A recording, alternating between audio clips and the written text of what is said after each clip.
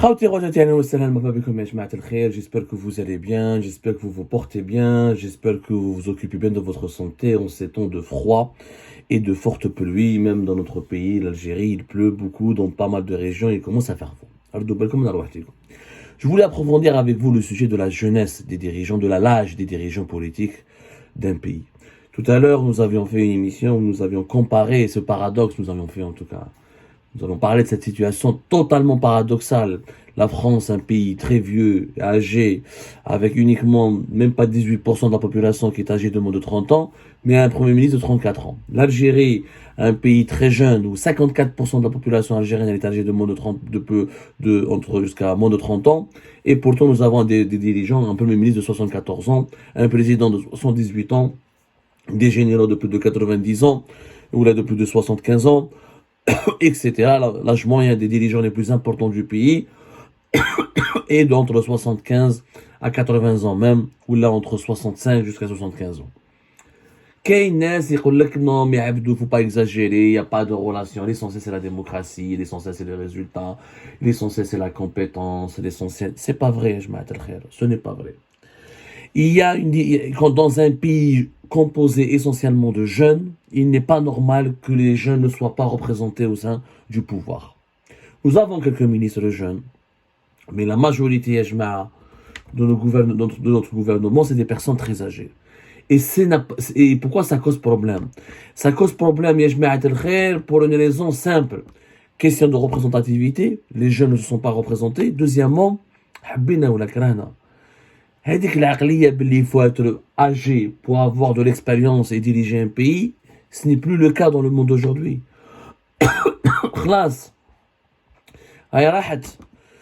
Tous les rapports scientifiques, les études les plus sérieuses, il n'y a aucun lien, particulièrement aucun lien scientifique entre l'âge et la compétence. Mais qu'est-ce que au contraire, le monde d'aujourd'hui, le monde des nouvelles technologies, le monde de la 5G, le monde des véhicules électriques, le monde des énergies renouvelables, le monde du numérique, plus on est jeune, plus on est compétent. Parce qu'il faut maîtriser des technologies, des modes de communication, des modes de pensée qui commencent à être totalement étrangers aux générations âgées.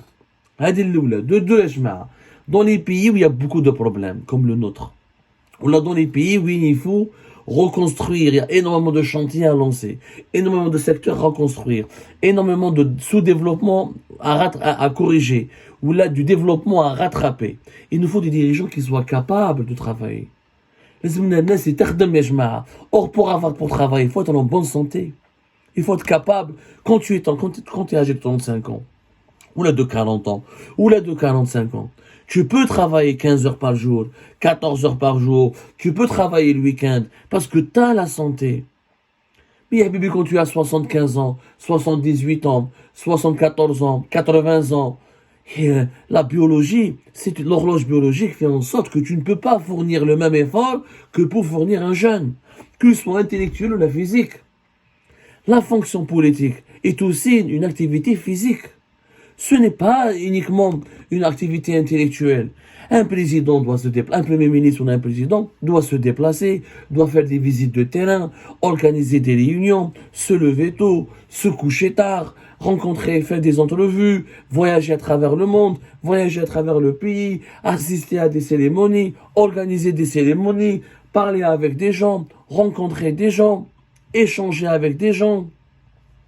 Mais chez Hagdakouberg, il y a une tendance aujourd'hui mondiale qui a commencé vers les années 2015-2014 en Europe, avec un premier chancelier en Autriche, le premier ministre de 31 ans, ensuite la Finlande, le premier ministre c'est trentenaire, ensuite dans des pays comme le Luxembourg, les petits pays Andorre, on va dire qu'à l'élection d'Emmanuel Macron, qui est arrivé au pouvoir avant l'âge de 40 ans.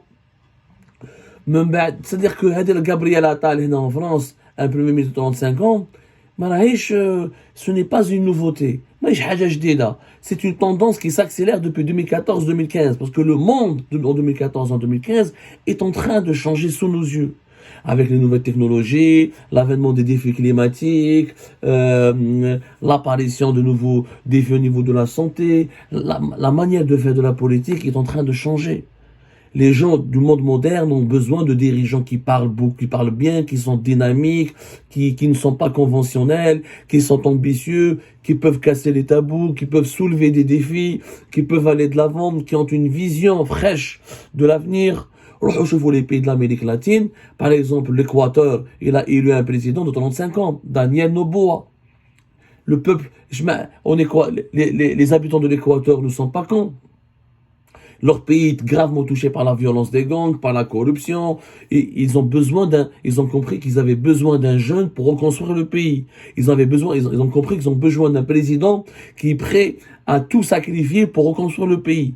Or, quand tu es âgé de 80 ans, qu'est-ce qui te reste à sacrifier? Comment ça, à 80 ans? Surtout depuis les maladies que nous avons, depuis les dégâts de la pandémie de la Covid-19 a démontré que les personnes âgées souffrent plus facilement, ils sont exposés plus facilement à des maladies dangereuses que les jeunes. C'est de la biologie encore une fois. C'est de la physiologie. L'Équateur, président de 35 ans. Chili, ils ont élu un président qui est âgé de 35 ans aussi, et qui est aujourd'hui de 37 ans, et qui a une vision écologique, un programme plus égalitaire, reconstruction du pays. Le Chili, il a connu une sorte de hirak de 2019 à 2021, et le pays est en train de se reconstruire. Le Monténégro, un petit pays de l'Union européenne, ils ont un premier ministre un président plutôt de 36 ans. Salvador, un autre pays d'Amérique latine, un président de 37 ans. Kiff. Parce qu'il a été élu, parce qu'il a promis de lutter plus efficacement contre l'insécurité, contre la corruption, etc. L'Irlande, ils ont commencé parmi les premiers pays européens qui a commencé à confier le pouvoir à des jeunes. Son premier ministre est âgé de 38 ans en 2017. Donc, les pays qui sont en train d'innover et d'aller de l'avant et de propulser des jeunes, qu'on le veuille ou non, ça s'explique par quoi? Ça s'explique par une nécessité de rajeunir les élites dirigeantes, une nécessité de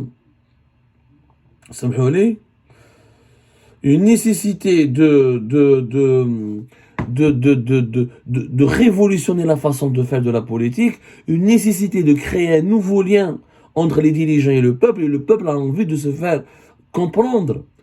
Et pour comprendre le monde d'aujourd'hui, expliquer la complexité du monde d'aujourd'hui, il vaut mieux être âgé de 35 ans et de 45 ans qu'être âgé de 80 ans. Le monde des biotechnologies, le monde des virus, le monde des attaques informatiques, le monde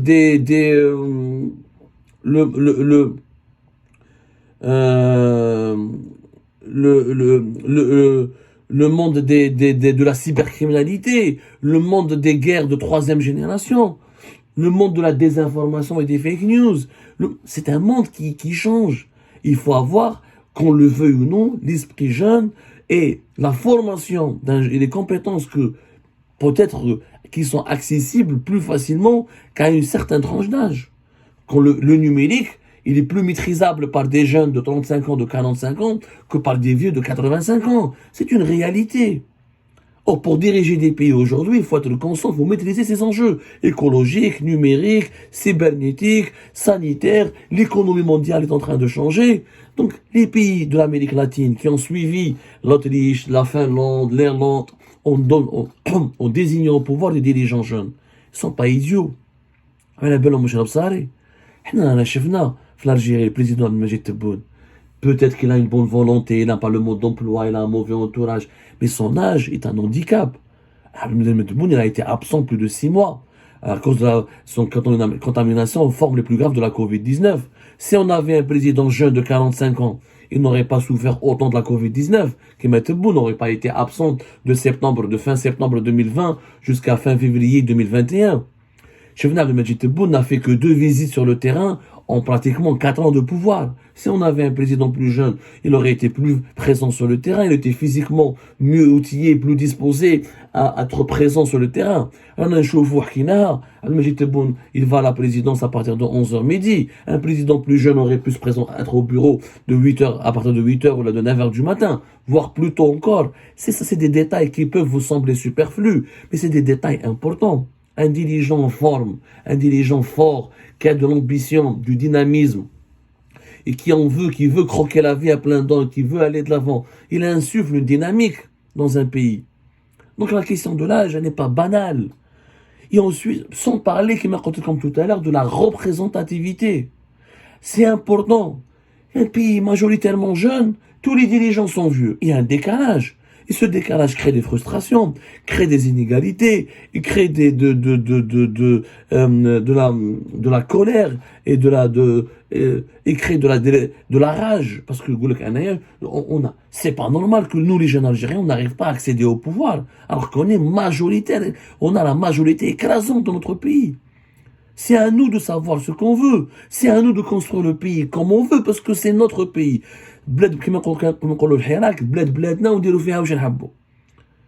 Parce que les jeunes Algériens veulent s'approprier de leur pays. Les jeunes Algériens, on leur a laissé le football, on leur a laissé le drapeau, on leur a laissé le service militaire, on leur a laissé les slogans, mais on les a jamais laissés accéder au pouvoir. On leur a donné des quotas au Parlement, ça ne suffit pas. Il faut élire des premiers ministres jeunes, il faut désigner plutôt des premiers ministres jeunes, il faut qu'on arrive à élire un président jeune. Il faut changer la loi en Algérie, il faut être âgé de 40 ans pour devenir président. La majorité de la population est âgée de 35 ans. Jusqu'à 35 ans. Cette loi dans la Constitution, elle doit absolument changer. La question de l'âge n'est pas fortuite, n'est pas banale.